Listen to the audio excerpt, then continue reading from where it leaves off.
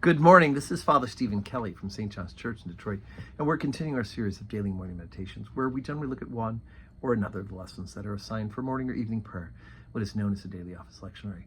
Today is Monday in Passiontide.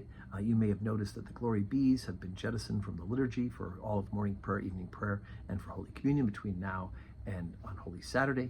So the next 2 weeks we have to learn the discipline of not saying that at the end of all the Psalms and all the Canticles. So let's take a look today. Let's continue with this story of Moses. Remember yesterday we heard about him being found. He was hidden by his mother as a baby. All the boys of Egypt, all the boys of Israel were to be slaughtered because they were beginning to outnumber the Egyptians, and they were afraid of him. But Moses is spared, becomes Pharaoh's daughter's child. She adopts him, raises him up. He ends up killing an Egyptian who is abusing an Israelite. And so when he realizes he's been found out, and this has infuriated the Pharaoh as well, he rushes off out of the country and ends up marrying a woman and having a child. And we think he's going to settle down there. God has a plan for him. So Exodus chapter 3, beginning at verse number 1.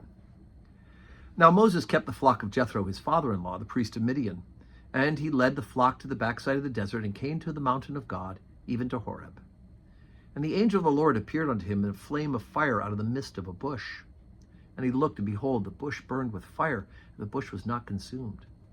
And Moses said, I'll now turn aside and see this great sight, why the bush is not burnt. And when the Lord saw that he turned aside to see, God called unto him in the midst of the bush and said, Moses, Moses. And he said, Here am I. And he said, Draw not nigh hither, put off thy shoes from thy feet, for the place whereon thou standest is holy ground. Moreover, he said, I am the God of thy father, the God of Abraham, and the God of Isaac, and the God of Jacob. And Moses hid his face, for he was afraid to look upon God. And the Lord said, I have surely seen the affliction of my people which are in Egypt, and I have heard their cry by reason of their taskmasters, for I know their sorrows.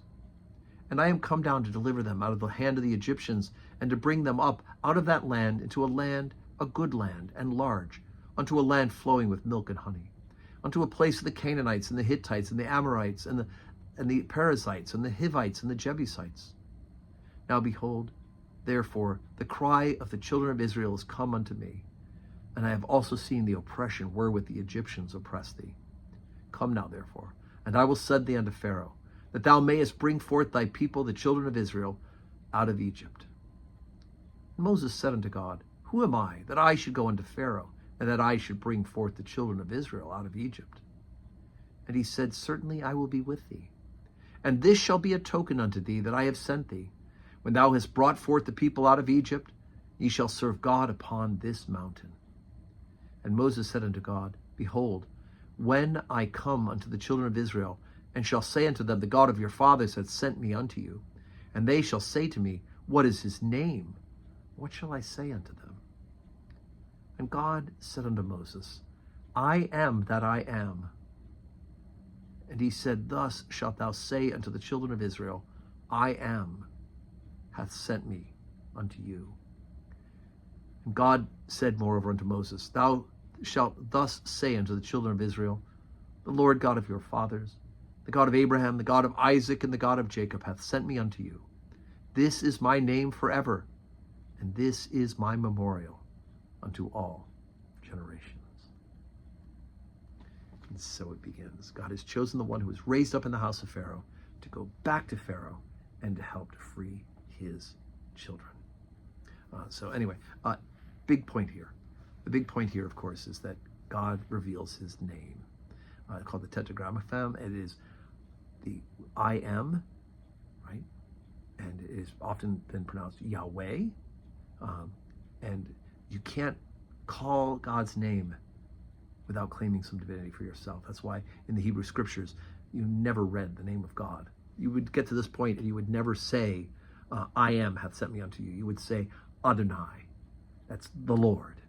Because to say I am is to say I am God, right? Jesus will get into that when he says before Abraham was, I am. And they try to stone him for it. So it's interesting. Here's the first revelation of God's name. And he is being, existence. He is the God whose name is I am. So Monday, 12:15 Holy Communion, 4 o'clock evening prayer. Hope you can join us in person. If not, see us and join us on the live stream.